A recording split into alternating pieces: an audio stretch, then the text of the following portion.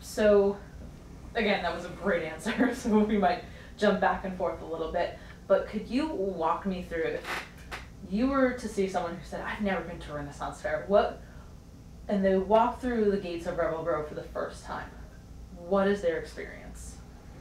You know, first off, when people tell me they've never been to the festival, what can they expect? Or they say, oh, I've always heard about it, or friends go and they tell me I should go, but I've never been. And I always say, well, you know, it's not for everybody.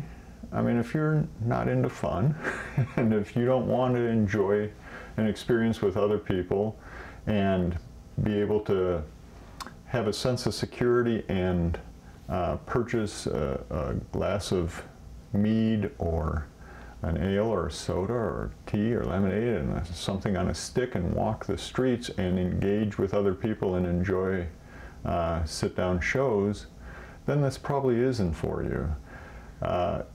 Whereas, you know, if you want to be in a structured environment that is much more confining, restrictive, and prohibitive, well, then just walk the streets of any city. You can't walk around with an ale. You can't walk around and see a sword swallower or a juggler.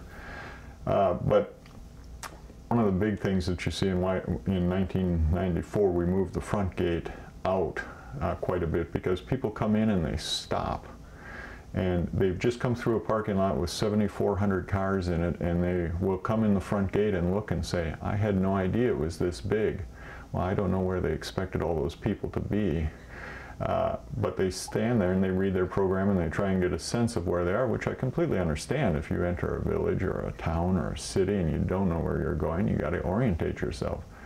But for most people, I'm so close to it that it's hard for me to explain it to other people. So really my best thing is to tell people that they got to come out and try it for themselves and decide whether or not it's right for them. And it doesn't hurt me if people say it's not right. We do listen to people's criticisms, and we do try and fold into the show the things that we feel contribute to the show. But it can't be everything to everybody. And that's our job. The show is composed of so many various people, and that's part of what makes it interesting and dynamic. And it's no one person's vision, and it's no one person's control. However, our job in this office is to try and shepherd that a little bit and to weed out some of the things that are going to be too far off the screen, too excessive for some people, and take it out. We do promote that we are a family festival, but not everything here is for the family. And unless it depends what kind of family you have. But we do try and keep it at least comparable to the types of things you would see on evening television, and not get too beyond that, if we can, for everybody who comes to see the show. So if you had to tell someone, if someone said, I'm not going to go unless you tell me what I'm going to experience, what would you tell that person?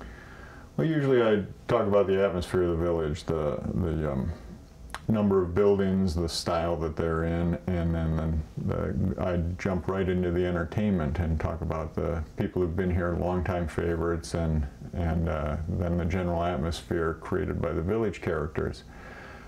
I happen to think that the food is a major reason why people come, although when you ask people why they come, it's generally not one of the top things on their list, but when they're here, they're always consuming something.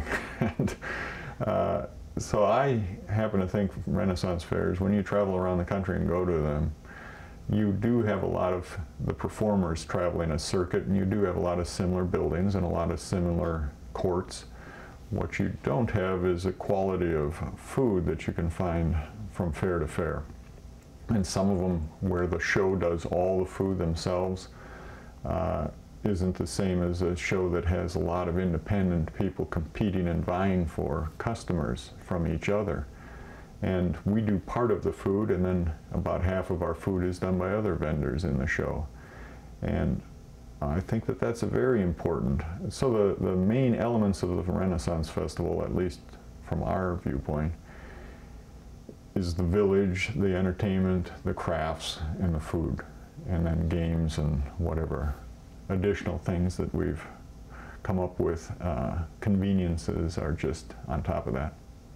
So tell me about the crafts. I know that everybody performing at the fair is, or selling at the fair, has to go through a jury system. Can you tell me about that? The crafts program at the Maryland Renaissance Festival is more stringent and more selective than other Renaissance fairs, and not necessarily because we're more elitist, but because we have a smaller space. We're attracting between 260 to 320,000 people, it depends entirely on the weather, to the festival over 19 days. And most shows over 200,000 people have over 250 craft vendors, and we have exactly 100. And then we have 18 specialty vendors, which are face painters, hair braiders, tarot card, and other readers. And the reason is that this part of the country, it's just hard to come up with a lot of raw land. Down in Texas or in Minnesota, you can get acres and acres and acres of property, and here it's a little more difficult. And with the terrain that we had here, we had to be selective. So over the course of many, many years, we get generally 80 or so people applying each year, and we only have several spots to make available. So we've tried to attract some of the top craftsmen in the country who want to do a Renaissance fair. And there's a difference between a craftsperson and an artisan. An artist usually creates one beautiful piece of work or unique piece of work, whereas a craftsman creates a beautiful or unique piece of work and then replicates it over and over and over. And they make a living at that. They are a true Renaissance merchant, if you will, because everything was handmade in the Renaissance. And so we have to be selective because I don't have that many spaces.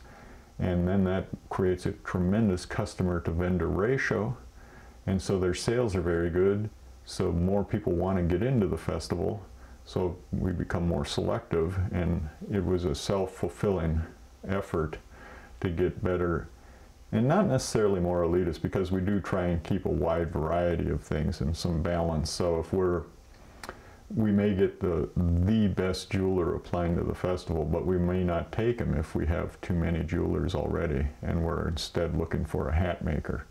And so each year is a new process that we evaluate all the craftspeople applying. There is no waiting list from year to year where, okay, I got on it now and I can be guaranteed in 3 years I'll be in the festival. That's not going to happen. You have to apply again because we don't know what we'll need in 3 years. The craftspeople, like me, are starting to get older. When we all started this, and when festivals started in Minnesota, well, in California, and then Minnesota was the biggest explosion of festivals, where it really took off. And that was 1971. The end of the hippie era, and a lot of folks and street entertainers looking for places to perform and work, and festivals were a natural home for them. And as we've all become more savvy business people and more concerned about the job we're doing than just putting food in our mouths that night, it's become a much more sophisticated enterprise. And despite the rough-cut buildings and primitive techniques that people see, there's actually a very well-oiled machine in each person. And when we have an extensive network of people who've actually moved here from other parts of the country because the fair's been pretty good to them as craftspeople.